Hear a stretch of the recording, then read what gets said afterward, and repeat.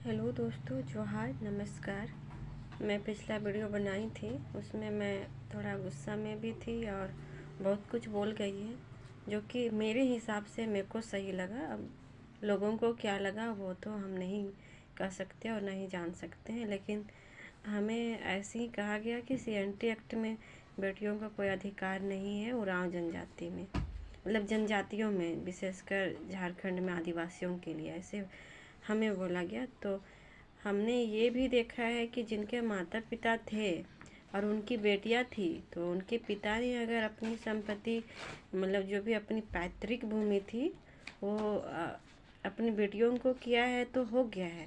हम देखें अपना नाती, मतलब कि बेटी की बेटा के नाम पे उन लोग का रजिस्ट्री, मतलब जो भी है वो लिखित वो है। हमने उन लोग का खतियान भी देखा है, जो कि उन लोग का नाम चढ़ा हुआ है, उनके बेटियों के बेटों का नाम चढ़ा हुआ है, लेकिन हमारे तो माता पिता ही नहीं है। और ऐसे आदिवासी में बहुत सारे ऐसे दंपति होंगे जो अपनी बेटियों के नाम नहीं किए होंगे, और मृत्यु कब आता है किसी को नहीं मालूम होता है कि कब चलते फिरते भी आदमी क्या से क्या हो जाता है। एक दिन जाना तो सबको है, लेकिन कब किसका बुलावा आ जाता है ये नहीं पता होता है किसी को। तो बहुत सारे ऐसे दंपति होंगे जो अपनी बेटियों के नाम नहीं किए होंगे, और बहुत सारे ऐसे भी दंपति होंगे जिन्होंने कर दिए होंगे। हमने अपने गांव घरों में देखा है, 3-4 ऐसे दंपति थे जिन्होंने अपनी बेटियों के नाम किया है अपनी प्रॉपर्टी को, और वो हो गया है। तो हमें तो बोला गया कि सीएनटी एक्ट में बेटियों का अधिकार ही नहीं है, तो फिर पिता किए तो हो गया, लेकिन आपके पिता नहीं हैं तो आपको ये अधिकार नहीं मिलेगा। मतलब आपको नहीं हो सकता है ये चीज़, मतलब जब तक कंवारी है, मतलब कि जीने खाने के लिए दिया जाएगा, और वैसा लिखित कोई प्रावधान आपके लिए नहीं होगा। अगर आपके ख़ानदान में जैसे आपके चाचा वगैरह हैं और ख़ानदान के लोग हैं, अगर आपको सहमति से कर देते हैं तो होगा, वरना नहीं होगा। इस टाइप से हमें बोला गया। पहले सब मिलजुल के अपना घर मिट्टी का ही बना लेते थे, खपरेल का, और जिसमें खपरेल का घर बनाने में मिट्टी देने का काम लड़कियां भी करती थी, लेकिन जो छत होता है खपरेल का, खपरा का घर जिसको बोलते हैं, उसमें लड़कियां नहीं चढ़ती थी, और हमने आज तक नहीं देखा है नहीं चढ़ती। लेकिन अब तो बदलाव हो रहा है ना, आदिवासी लोग भी पक्का मकान बना रहे हैं, छत में तो जा रहे हैं। तो वो एक खपरा था, लेकिन अभी तो वो भी एक छत ही था ना, और अभी भी तो ये छत ही है, लेकिन उसमें तो मनाही नहीं है, वो तो जारी है।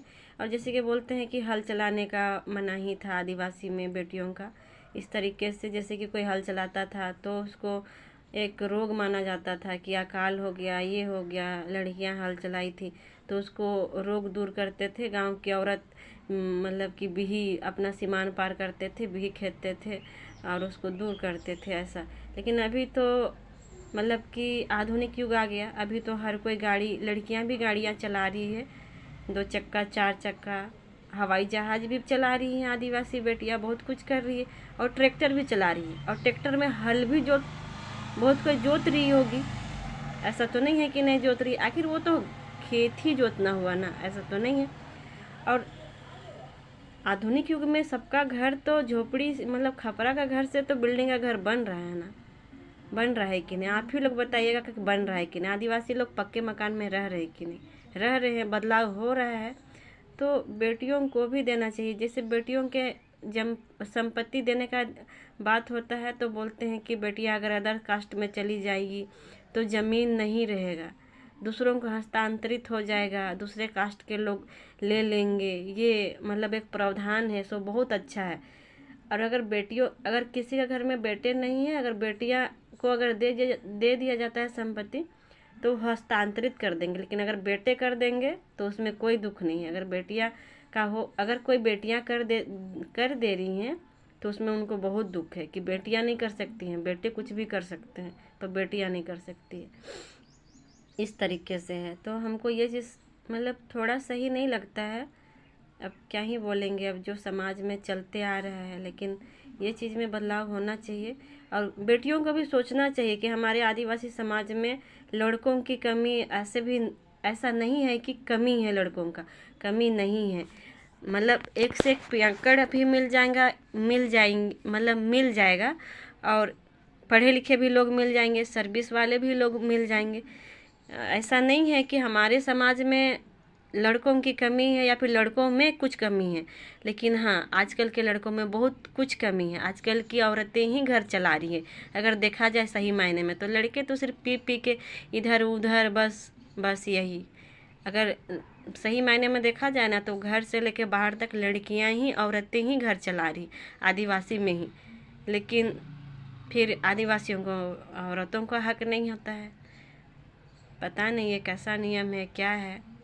और पहले का बहुत सारा नियम कानून में तो बदलाव हो रहा है। जैसे कि हमने बताया, पहले हर किसी का घर खपरेल का होता था, अब हर किसी का घर पक्का मकान हो गया है। मतलब बहुत कम लोगों का नहीं हुआ होगा, बहुत लोगों का हो गया होगा। और आजकल आदिवासी लोग भी तरक्की कर रहे हैं, फ्लैटों में रह रहे हैं। ऐसा तो नहीं है कि नहीं रह रहे हैं, उसका मतलब कि बहिष्कार कर रहे हैं, वैसा तो नहीं है। तो अगर कुछ अच्छा नियम बनता है तो उसका भी बहिष्कार नहीं करना चाहिए, उसका भी सपोर्ट करना चाहिए। मेरे ख्याल से बेटियों को भी हक देना चाहिए, और बेटियों को भी समझना चाहिए कि अगर उनके हित के लिए अगर ये नियम बनता है तो उनको समाज के प्रति उनका भी उत्तरदायित्व होना चाहिए, मेरे हिसाब से ये लगता है। और जहाँ तक बोला जाता है कि सीएनटी एक्ट में बेटियों को मतलब संपत्ति में अधिकार नहीं है, पिता का संपत्ति में, कि बेटियां पराई धन होती है। तो अगर बेटियां को देने का अधिकार नहीं है, लेकिन सीएनटी एक्ट में तो ये भी नियम है कि गैर आदिवासी आदिवासियों का ज़मीन नहीं खरीद सकता है। लेकिन हमारे झारखंड के राजधानी रांची में ही देखिए कि सारे आदिवासी बहुल क्षेत्र है, बहुत ही कम गैर आदिवासी क्षेत्र है। लेकिन यहाँ का ज़मीन का खरीद बिक्री कैसे हो रहा है? फिर वो कौन सा कानून के तहत हो रहा है? और वो सब तो एक कानूनी प्रक्रिया से होकर के ही ना हो रहा है। इतने बड़े बड़े रांची में फ्लैट बन रहे हैं, बहुत कम आदिवासी लोगों के हैं, सारे गैर आदिवासियों के हैं। तो वो कैसे बन रहे हैं? और इतने सारे ज़मीन का खरीद बिक्री हो रहा है, आए दिन ज़मीन बचाओ का कार्यक्रम चल रहा है, कितना कितना दिन से बाउंड्री मार, ये सब कैसे हो रहा है?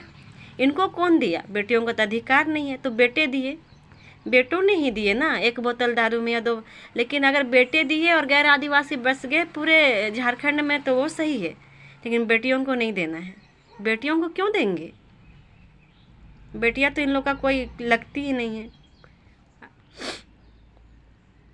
इतना सारा जो अतिक्रमण हुआ है रांची में ही देखिए, और आजकल गांव घरों में भी हो रहा है। ऐसा नहीं है कि आदिवासी, ग्रामीण क्षेत्र में भी देख सकते हैं कि आदिवासी का ज़मीन कैसे गैर आदिवासी ले करके घर उर बना करके मतलब पूरा अच्छे से रह रहे हैं। हम अपने गाँवों में भी देखते हैं ऐसे। ये कौन से एक्ट के तहत हो रहा है?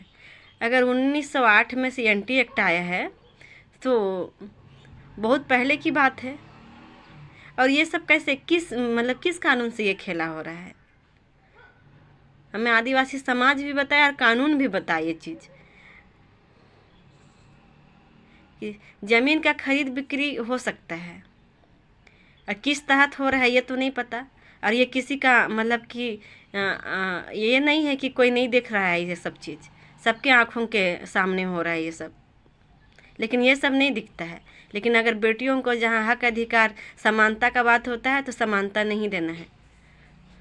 हमने आदिवासी बेटियों को देखा है कि हम सोचते थे कि हमारे समाज बहुत अच्छा है, हमारे समाज में बेटों और बेटियों को कोई मतलब कि फ़र्क नहीं किया जाता है, दोनों को समान घर में देखते हैं कि माता पिता दोनों को समान ये करते हैं, कोई भेदभाव नहीं करते हैं।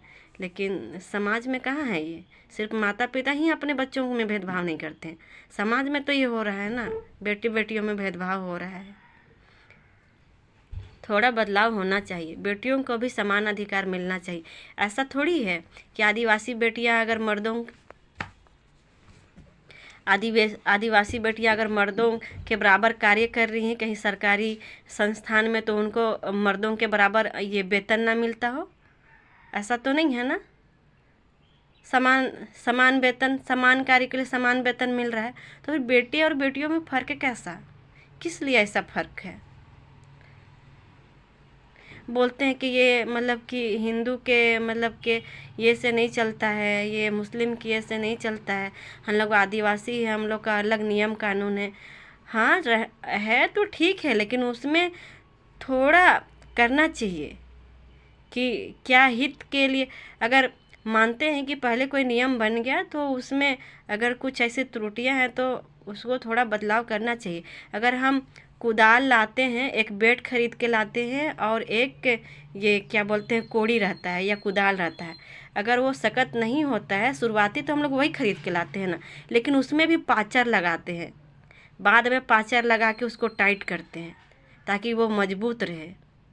तो फिर हाँ, हमारे भी कुछ परंपरा है, उसमें भी कुछ बदलाव होना चाहिए। और हमारे घर भी बनाते हैं एक बार तो वो चूता है, दीवार धंसता है, तो उसको फिर से हम लोग मरम्मत करते हैं, उसका लिपाई पोताई करते हैं, उसको छापते हैं और वो जो चूता है उसको साल भर में एक बार छाड़ते भी हैं ताकि घर की मजबूती बराबर रहे। तो हमारे समाज में भी ये चीज़ होना चाहिए कि अगर ऐसा कुछ है तो थोड़ा सा हम आदिवासी बेटियों के बारे में भी सोचा जाए।